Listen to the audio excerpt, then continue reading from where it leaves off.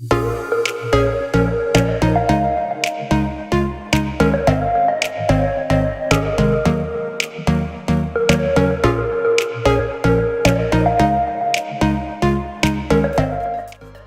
first of all, core values and culture in your company are very, very important to become a successful organization. And I think this just not sticks to only organizations, but also individuals as human beings, right? I mean, when you're in your family, you're coming up, you're growing up, you have your core values, you have your culture, you follow them, you listen to your parents, you listen to your grandparents, and you start embracing them, and you start acting upon.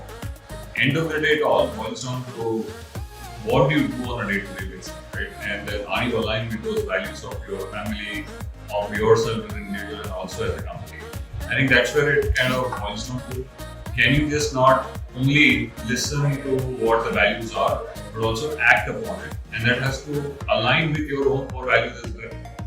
If that alignment also does not happen, you will not be able to execute on those core values on a day-to-day basis in your organization or in your life as well.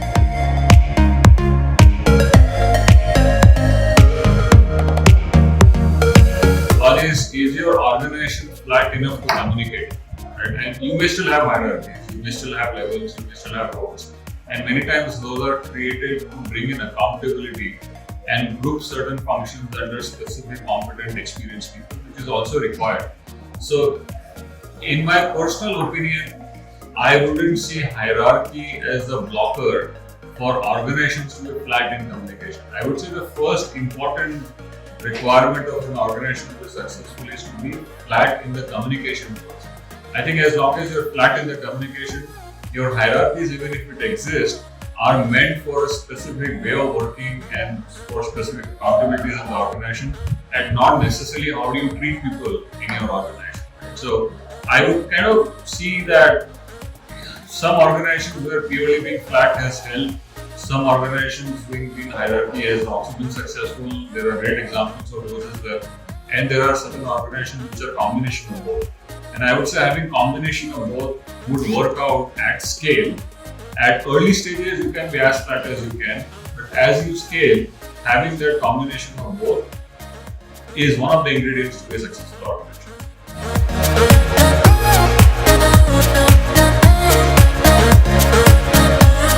Sure. No, I think first of all, thank you to invite me, and it's been a pleasure to meet all the faculty members, the students, my peers, industry veterans, and so on and so forth. Always a great platform to connect, exchange the ideas, understand more what's happening in other organizations as well outside your own world, and keep on learning. I think such leadership events, especially at colleges, always help us, people like us, to come back to the college and learn from our peers, from the other industry veterans who are coming there, and also students and also faculty. So congratulations to Symbiosis to have such a fantastic event. A message, because I think the theme of the event was about the generational differentiations in the leadership.